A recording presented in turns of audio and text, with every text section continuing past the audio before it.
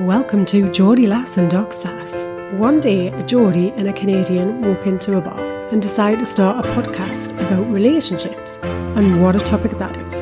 No subjects are off limits. Get in touch today with us at geordielass.com or email info@geordielass.com and let us know what you think and what we should talk about. Welcome to the podcast. Hello and welcome. I feel a little bit croaky there. Well, hopefully that doesn't say much about the start of 2023. Hopefully it's a minimally non-croaky start. Well, let's hope so. Let's hope so. Indeed, indeed. So welcome back to our regular programming, the first of the new year. Yes, indeed. I'm excited. I'm looking forward to this. I know. We're diving on in, feet forward. Yeah. I feel like I'm getting my comfy slippers back on again. Oh, yeah. Okay, cool. Yep. We're sitting in front of the fireplace. We are. In our minds. Right on. Oh, yes. Yeah. Okay. So, well, you promised us that the relationship desk of love would be back on, and I'm really excited. Let's shake her out of her holiday reverie and say, what's going on at that desk? The love desk is back. That's right. Back. Yeah, right on. Cool. And shaking. So, oh, yes. So today, I'm hoping this is going to set us all up for a successful 2023 with Awesome. our partners. Okay. Or significant people within our lives. Oh, yeah. Right on. Okay. So, 5 powerful ways to help your partner feel heard. Okay. Yes. I need this. Keep going. Let's go. Okay, so the first one on the list is clarify. Okay. So what this means is stop making assumptions. We talk about assumptions a lot on the podcast, and just ask. So look for ways to say kind of, what did you mean when you said this?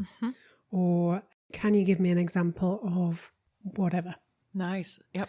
So we're looking for ways to clarify rather than jump into the conclusion that we know kind of what our partner means. And this works in all relationships, not just in your intimate relationships. So really kind of digging deep, asking some questions, really just getting crystal clear on what your partner means. Nice. And what they're saying. Oh, nice. Okay. I like it. Okay. Number 2, paraphrasing. So paraphrasing is when we repeat back what we think we've heard. So it helps us then to, again, kind of move beyond this assumption stage. So we can kind of go back and say, you know, so what I'm hearing is, and then we share those words back. Or I think what you mean when you say that is, and again, we'll kind of, you know, share back what we have heard. And it's a real strong tool to be able to, you know, really, again, get kind of crystal clear about what it is you're hearing. Because we know that to listen and to hear are actually slightly 2 different things. You've got it. Oh, nice. Okay. Number 3 is to empathize. Yeah. Okay. So this is where we kind of, you know, share that experience. We can say things like, that sounds really frustrating. It must have been a difficult situation you were in. So we're really trying to understand what, you know, a situation or a specific incident or how our partner was feeling in a moment, or, you know, depending on kind of what they're sharing back with you. Maybe it's something that's happened to them at work that day. You know, maybe it's they've come up against something the boss has kind of said, no, you can't do something, and it was something they were really excited about. You know, you'd be saying things like, I know how excited you were about going ahead with that, and you know, you must be pretty pissed that your boss has said no.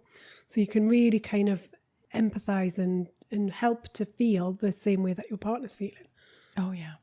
And I just take note, suggesting solutions hasn't come up yet. Just say. Or trying to fix stuff has not come up yet. We're not fixing anything. No. We're only on number 3, but I'm pretty sure it's not on the list. Right? Exactly. Okay, just take note, everyone. Just take note. Okay, keep going. But you're right. Like, that's the key thing that we try to do is we want to fix it, right? So we want to say, oh, why don't you go back to your boss with this suggestion or da-da-da. And we want to be able to provide a solution because we're not comfortable with other people's unhappiness. Oh my gosh, yes. Totally. Number 4, ask open-ended questions. And an open-ended question is... Well, how are you feeling about that? Yeah.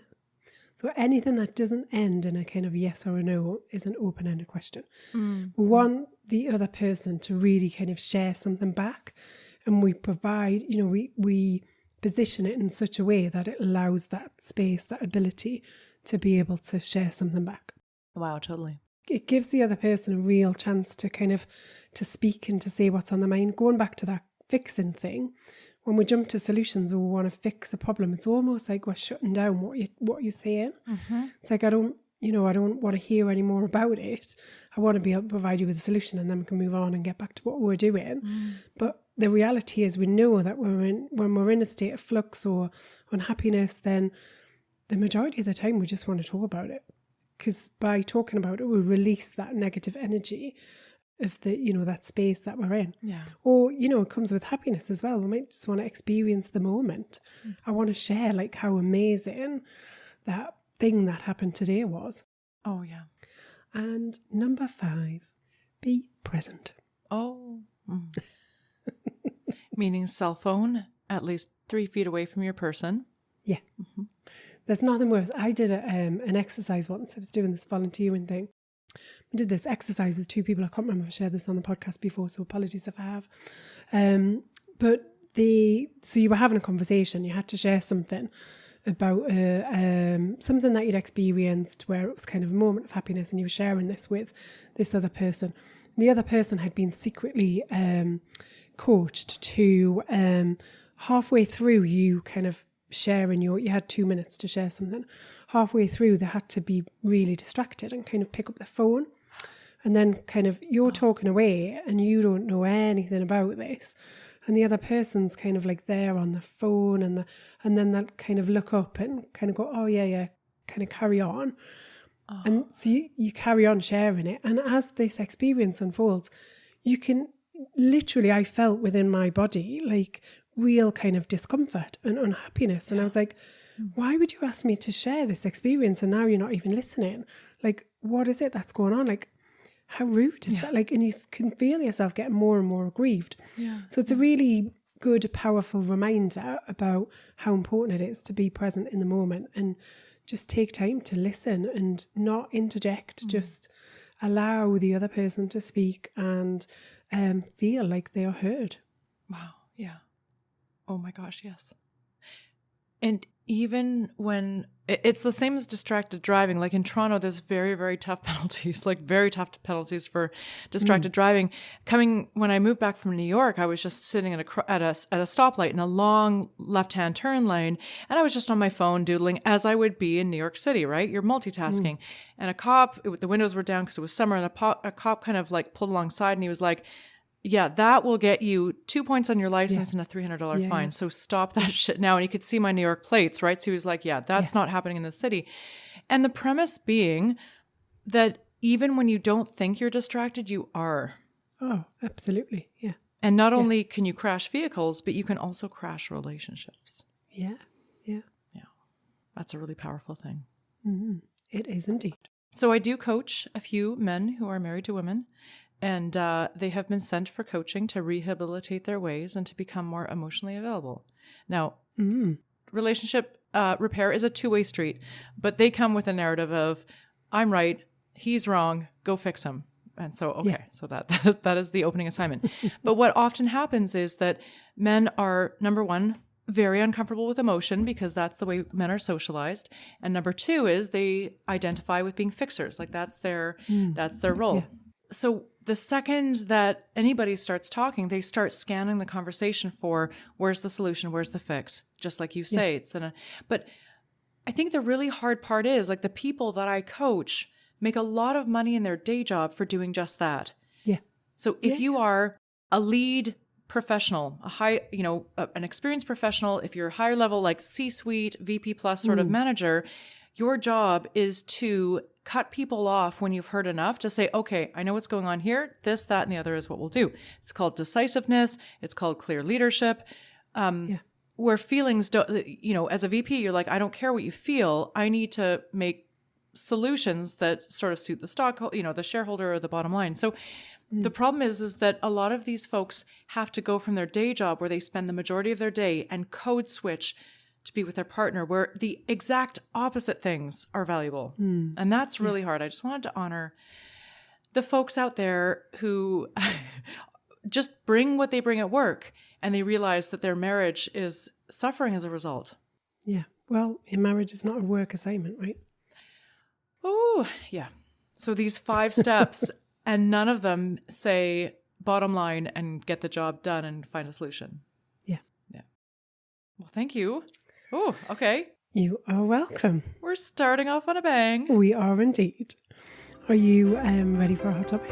Yes.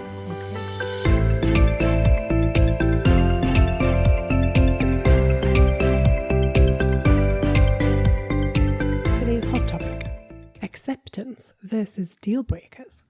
Aha. Yep. Very apropos for January, right? You're coming out of the stupor of the holidays and it's the cold winds of truth that are hitting you in the face. And it's like, do I keep accepting this or are these deal breakers? Yes. Yeah. Yeah. In terms of situations in your relationship. Yeah. Yeah. I think this is really hard, actually. I think this is one of those areas that it's just really tricky because, you know, where is the line? Where's the line? I mean, there are some things that are kind of a hard no. And in some relationships, they can take a little while before we can get to that position where we know they're a hard no. So when it comes to things like abuse and violence, manipulation, all of those things are, you know, they are kind of hard deal breakers, aren't they? But then there's some of those more kind of blurry lines around, well, you know, what am I being difficult if I feel like I push this point? Like, am I being difficult in that situation? Should I just accept it? Like, where is the line? Like, is it, who's to say that my needs are greater than yours or my way is the right way? I think this is just a real tricky one. Totally. Oh my gosh. So, well, let's start off with one wing of it. Like, I want to actually start with the acceptance. Like, what would be the process by which you're looking at a particular behavior? Perhaps there's something that you're noticing, despite you bringing this up multiple times, nothing is really meaningfully changing. And you're at this crossroads where you're like, do I just accept this as being less than perfect, if perfection is what I subjectively decide? So what would have you err on the side of acceptance of a particular behavior? I think this is just hard for me because I generally think I'm quite accepting of a lot of things. Like, I just let a lot of things go. And I just think, is it really that important in the grand scheme of things? Is it really that important?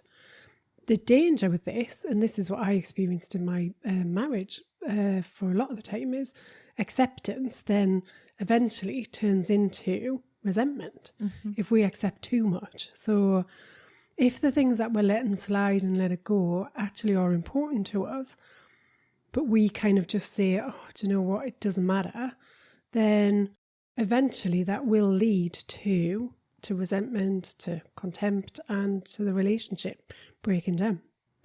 And I guess the question is, am I accepting something after a long period of trying to change it where the only other option is deal breaker? Or am I accepting things before I've even had the chance or had even opted to do the hard work of saying, look, this really bothers me. I'd like us to change that, which breeds to the resentment of it never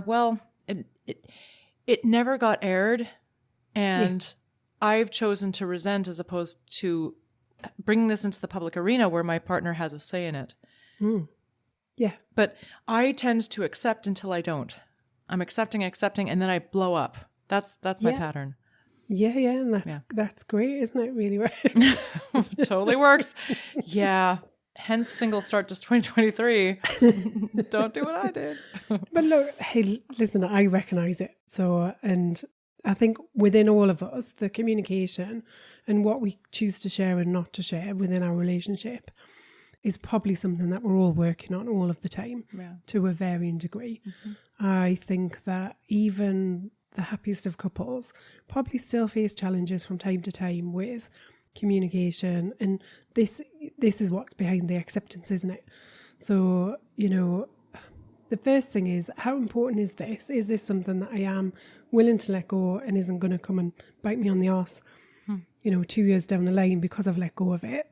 Or is it something that just genuinely is not important to me, and I can hand on my heart say, look, I'm not that bothered about whether we have blue tea towels or white tea towels, therefore I'm not going to raise it?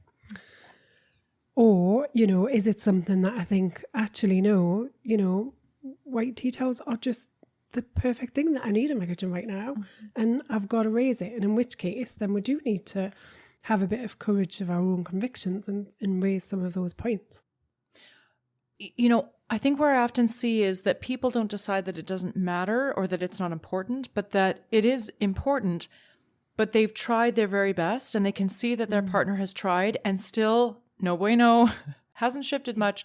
So something pretty classic is this. And I think I see in relationships where women are involved with men, women, we will often expect for our partners to be able to preempt our needs and create emotional safety and emotional openness, like asking us how we are, or if we're like, if we're short-tempered, that our partner will sort of sit with us and be like, what's wrong? I can really sense this thing is wrong. And men often, like, if there ain't a forest fire going on, they're not engaged. Yeah. It's only when crisis hits, they're like, oh my gosh, action is needed.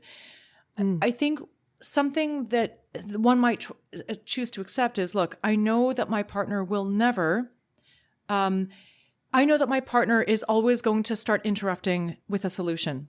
But if I redirect them and say, hey, I'm not sharing them because I don't need you to fix something right now. I need you to just listen. Then they're like, oh, yes, okay. And then they sit and they engage. If you notice that your partner always needs to be redirected, but once they are redirected, they're a really great listener, then you might accept, okay, you know what? I'm not going to assume that my partner is like my girlfriend. They're not going to intuitively know what I need.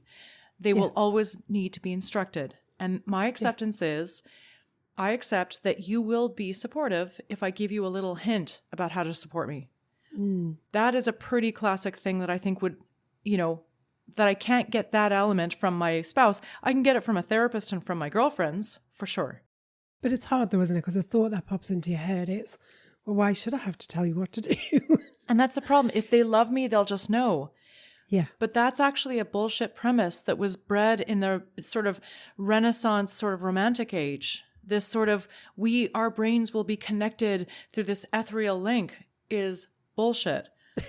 It is. And that's what us relationship coaches are sorting out in our sessions, is these assumptions that if you loved me, you just know. Yeah. You just do it without asking. Yeah.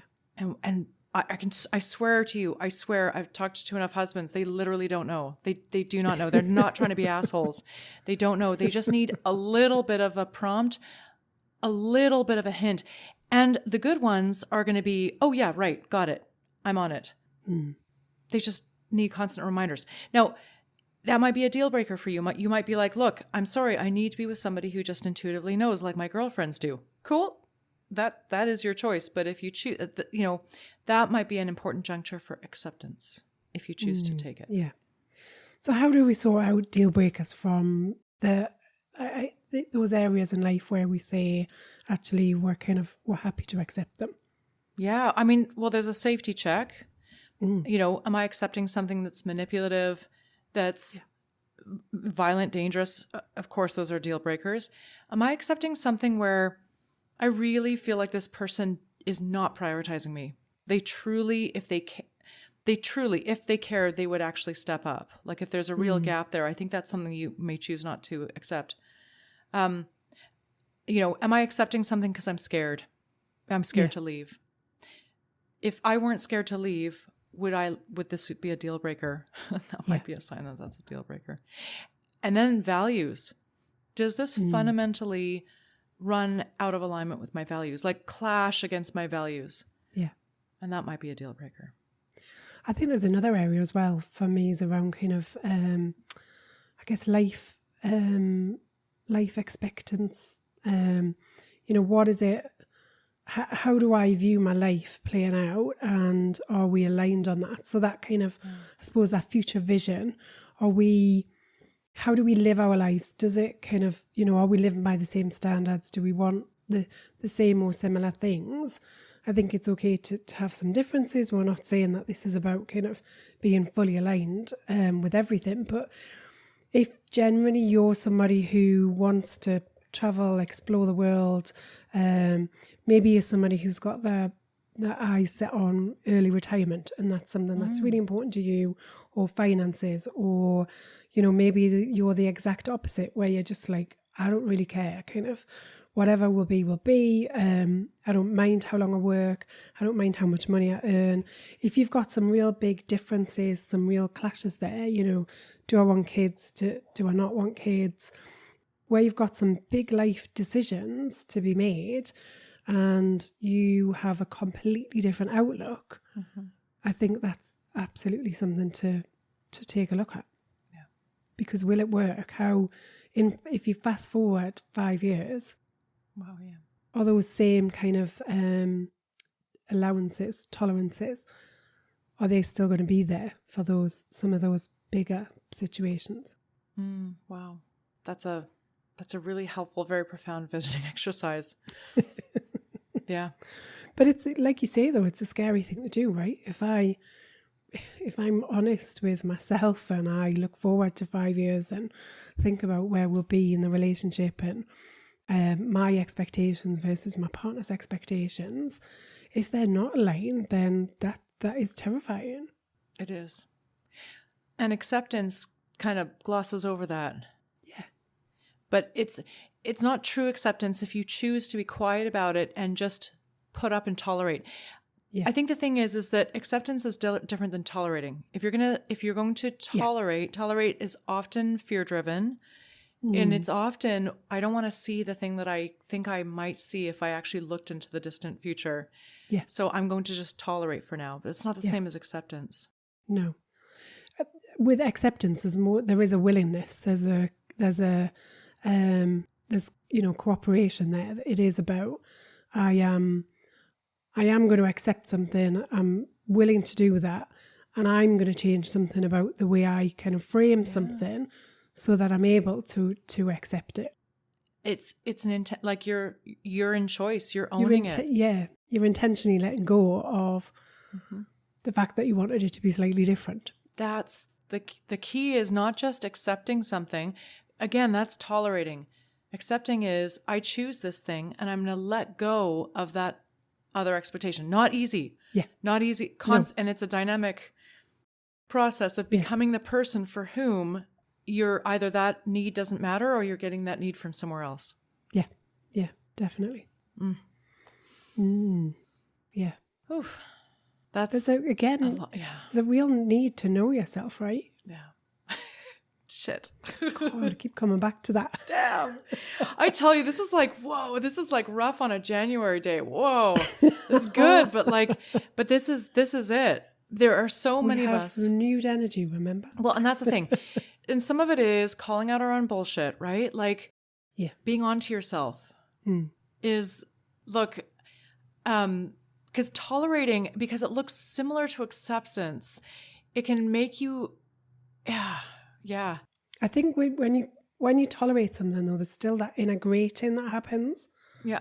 Like, you've still got gritty teeth, haven't you? You're kind of, it's more grin and bear it. Like, there's still that resistance there. And, you know, that's destructive over time. Whereas when you accept something, there's ease, there's flow, I'm letting it wash over me. It's like, it's like the tide coming in and out. It's flowing. It's, you know, it's just there. It's happening. And I'm okay with it. There isn't any resistance. Well, and let's draw up a perfect picture. We've just come out of the holiday season. Before we went into the holiday season, we left the listeners with we know this is just a grin and bear it season. Make the best of it. That's tolerating. Yes. You were probably tolerating through the holidays.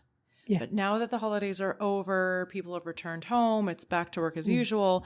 Now it's the time to decide, am I going to shit or get off the pot? Am I going to accept? You're so right. Yeah. So whatever you had to do to get over the holidays, good for you, bravo. Tolerance can serve you temporarily. In our coaching, we consider that a level 3 lens, which is just tolerating massage. It's if you're in a situation where it serves you to just get through. Yeah. Keep on, carry on. But you can't ride that you will not want to choose that forever. No. Oh, okay. Hard All stuff. right. Hard stuff, but hopefully a little bit of guidance about the difference between, what you may choose to accept and what you may choose to then select as a deal breaker and end of relationship. Yeah. Oh, or a deal breaker can also be, hey, partner, I've decided this is a deal breaker.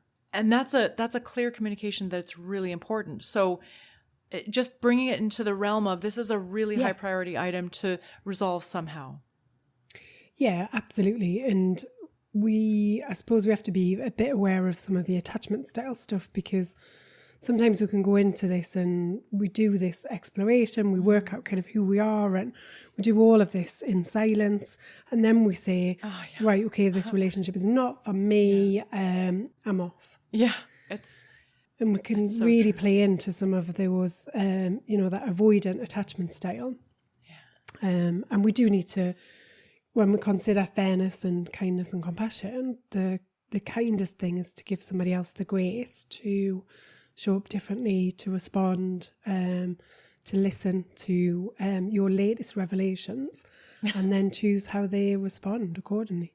Yeah, totally. Perhaps on a future episode, we may tackle when you have an insecure attachment style, how do you detect a real red flag from a false red flag? Yeah. Is it really a deal breaker? Yeah. Reduce the need to cut and run. Right. Stay tuned. Coming soon. Coming soon. To a podcast near you. Alrighty. Shall we switch it up and move to a question? Yeah, let's do it.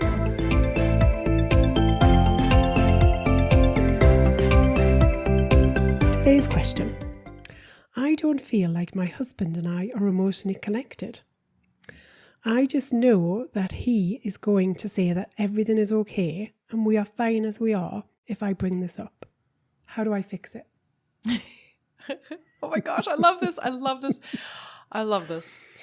So strongly connected with the discussions that we've already had today around acceptance, deal breakers, around being heard. So, I mean, this listener clearly doesn't feel heard, but I would also question, have they shared? Absolutely. And the funny thing is, they don't feel that the relationship is emotionally connected. What if their partner absolutely feels that they're emotionally connected? There's probably a total disagreement about whether this is an emotionally connected relationship or to what degree. Yeah, totally. Yeah. And then finally the words, how do I fix this? Again, there's so much details in the words that we choose, right? Yeah. Isn't that wonderful? Yeah. And it's the clear, I mean, this person has explored the topic, judge and jury, already come to a conclusion, and, then decided it's absolutely a waste of time to discuss any of this, but I still want to fix it. Totally. Give me the magic wand. Tell me how to do this. Oh, of course. Here's the magic wand. Yeah. Joking. There is no such thing. So what do you think the partner's narrative is? If you were to go ask him, what do you think is going on? Because it's interesting, like he does engage. He's like, everything's going to be fine. Like there's this, what do you think is going on for him? Well, it's hard to say, right? Because we're not in the relationship. I think often in this situation, we have different needs in a relationship. We have different ways of connecting. We have different ways of expressing how we're feeling. Often there's a desire to not face difficult challenges, to just keep things on an even keel. I almost don't want to lift the rug for fear of what might be under there. Mm-hmm. And it can be easier to kind of shut things down. We don't actually know, though, in this instance, if this person, I'm totally betting my bottom dollar, this person hasn't even raised it. So there's a whole conversation, a whole narrative that's going on for the listener, but none of this is happening with their partner. So I'd question the validity of, obviously, perception is reality, and this is that person's perception, but I'd kind of just question and challenge some of the some of the thoughts and beliefs that are there. So, first of all, kind of why is it that you don't feel emotionally connected? Let's explore that. What would that look like for you if you were fully emotionally connected with your husband? How, what would he be doing? What would you be doing? How would things be different in your relationship? What would you be seeing? What would you be feeling? What would you be hearing? And then I'd challenge this thought around, I know what my husband's going to say. Okay. Yeah. Maybe your husband might surprise you. Has he ever surprised you before? Yeah. I love those little jolts that we get, and I get them from time to time, where my partner will say something and I'm like, oh, I wasn't expecting that. Isn't that nice? And it's Isn't kind that of, nice? and it pokes you out of that kind of, that world that you're living in where you think you know it all. Yeah, yeah. I think I know how he's going to respond. I think I know what he's going to say. I think I know what he's feeling. But then every so often they'll say something which actually you think, oh, that wasn't the reaction or the response I was expecting. I know. Because we don't fully ever know somebody else. I mean, God, we don't ever know ourselves. We reach the end of our life not ever knowing. So how the hell would we ever be able to know or predict our partner fully? Yeah. Oh, totally. Yeah. I do have to say though that I think that there's one version of the story where the person writing in has not ever brought this up with clarity, with real, clearly to their partner. Having said that, I actually coach men who are constantly hearing, you're not emotionally available. And the problem is that most men are like, what does that even mean? And so it's deer caught in the headlights. And the problem is it's read as really insensitive, but men shut down. They become a deer caught in the headlights and they say the same thing like, oh, we're fine. It's okay. Because they have no sweet clue what you're talking about. Yeah. They have no idea how to action it. And so that's another version of the story is, yes, this person has been talking, has been raising this as an issue the whole time, and then gets this really lame, shallow kind of response because your partner is stunned. They're in shock. They have no idea. Yeah. They don't have the tools. They don't have the awareness. They don't have the communication strategies. They don't know the question. Those questions in the relationship news, right? Ask clarifying questions, reflect back and paraphrase, be empathetic. How does that feel? They don't know any of these. Yeah.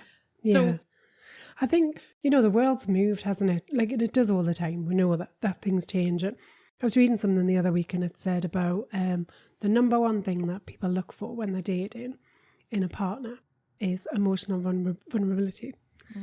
So if we've really kind of, moved on to talking about our feelings and sharing who we are, opening up, but not everybody's moved at the same pace. And as you say, we haven't been given the right tools to be able to do that. We like life to be the way that we are comfortable with, and anything that moves or deviates from that kind of makes us feel absolutely terrified. So if we're thinking about kind of how do we provide a solution to this, it's got to be about how do I set this situation up in such a way that my husband doesn't feel terrified, that my husband is being given the kind of chance or the opportunity or can see a place or a space to go to. Totally. Oh my gosh. Oftentimes I'm just coaching one of the people in this equation and the expectation is that, nope, you don't get any freebies. You don't get any hints. You can't ask an audience. You can't call a friend. And that's 50-50. It's really, it's super, super hard for these folks who, I'm just asking, thaw the ground a little bit for these poor men and just throw them a bone for God's sakes. But that is a chance, a setup for success. Yeah. I think it's important to say as well, it's not just men that face this, right? There's a lot of women that are not able to be in touch with their own emotions. Yeah. They don't know how to feel things. They don't know, very kind of head driven. Yeah. They don't even know how to describe what's going on. So it's not just men that are affected by this. We see this, that's so true. Across the board. But what it is where you've got two people where one is kind of highly emotional and highly connected with their own emotions and one that isn't. We see this kind of disconnect. Yeah. I think you mentioned that the most sought after sort of quality in new relationships or modern relationships is emotional vulnerability. I think what kind of terrifies that is that's kind of like a bunch of people driving cars without ever having had a lesson. Because what can mimic emotional vulnerability is actually oversharing. Yeah.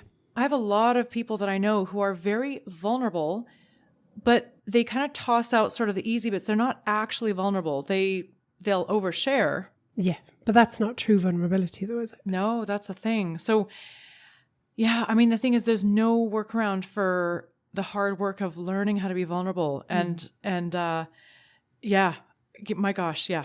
It kind of terrifies me that like, so then I see on a bunch of Tinder apps, like, what's your best quality? Oh, emotional vulnerability. Oh my God, seriously. Yeah. My gosh. Okay. So how does she fix this? Again, real clarity on kind of what it is that what is it I'm expecting that I'm not receiving? Is that, am I being fair in that expectation? How do I position a conversation with my partner that doesn't kind of, that can end in success? So how can I remember that, I'm on the same side as my husband? Yeah. If I want a positive outcome from this, how could I position it in such a way that gives him a kind of almost a solution? Yeah. And the thing is, and work with what you've got, is that your partner can do a lot of work, but they'll reach a certain ceiling beyond which there may be just kind of the way they are. Yeah. That gets to the acceptance bit is you can certainly see some change, which would be motivated by love for you. But beyond a certain point, you can't turn them into somebody else. And I think what I'm also noticing too, there's kind of this point where I'm going to say a lot of women become very dissatisfied with the way, with their life, with the way it's gone, certain things that they feel they've given up or things that they haven't done, call it a midlife crisis. And then they start, throwing beefs at their partner and wanting them to change and become something, this emotionally available thing. I'm kind of, it's coming up as you're not emotionally available. I think it's covering up for a lot of dissatisfaction that comes from within, because the question is, what is the unmet need? Just like you asked, and where should I actually be looking for that need to be met? Partially within me, friends, other things, and partner, but not solely partner. Yeah. And I think there's a theme that I'm noticing with my clients that, because you can start to set your partner up for success, but if that need cannot ever be met fully with your partner and you're expecting that, you're never going to get success. You're always going to be setting the bar way higher than is possible. But that's part of setting it up for success, right? Isn't it? So it's saying what's realistic. Yeah. Yeah. We're not just saying kind of, here's my full list of demands and you need to meet them by 3:00. Otherwise that's it. We're done and dusted. Yeah. It is about being realistic. Right, and if we start with, what do I mean by emotionally connected? What would be kind of just a couple of small things that would make a difference? Yeah. And on the other side of that coaching equation, I'll often coach. So one of the big things that I'm coaching a lot of my men is create time on the calendar for quality time and stick with it. Schedule it. Yeah. Scheduling is love, everyone. You're not going to remember organically because life is just going to get in the way and the transactional stuff will just overwhelm. So get your calendar out and put a standing appointment once, twice a week, and just creating the time to sit with your partner and say, hey, how are things going? What's coming up for you? Let's talk about it. Yeah. Creating the time infers that there is the will and the desire and the love. And even if you totally flub it up and your partner starts talking and you immediately start intruding with suggestions and fixes, but at least you've created the time. Yeah, absolutely. Yeah. Wow. We are back in the groove, baby. Oh my gosh, we are. Whew. It's all coming so fast. I'm like, I want to fix everybody. And then where's that coming from? Maybe it's because I want to fix myself. Oh, don't they say it's a mirror? Yeah. Yep. It is. And remember, I've got all of 2023. Like I don't have to get everything solved in January. Absolutely. Start with the small things. Small things. Yeah. It's all about the baby steps. Oh, yeah. You've got it. Yeah. Well, I don't know about you, but my belly is rumbling. Oh, gosh. Okay. Yes. It's time for you to nourish. It is indeed. Yes. Well, it has been a pleasure to get back on the horse and get back in the groove. Yes. And till next time. Till next time. So that's it for another week of Geordie Lass and Doc Sass. We hope you've enjoyed listening as much as we've enjoyed chatting. Get in touch and share your questions for relationship remedies and any hot topics you want us to cover. If you need help navigating all things relationships, Anna and Sarah are available for one-on-one coaching support. Email info@geordielass.com. Please remember to like, share, subscribe if you've enjoyed listening. And if you've not, how on earth have you made it this far? I promise we'll try harder next time.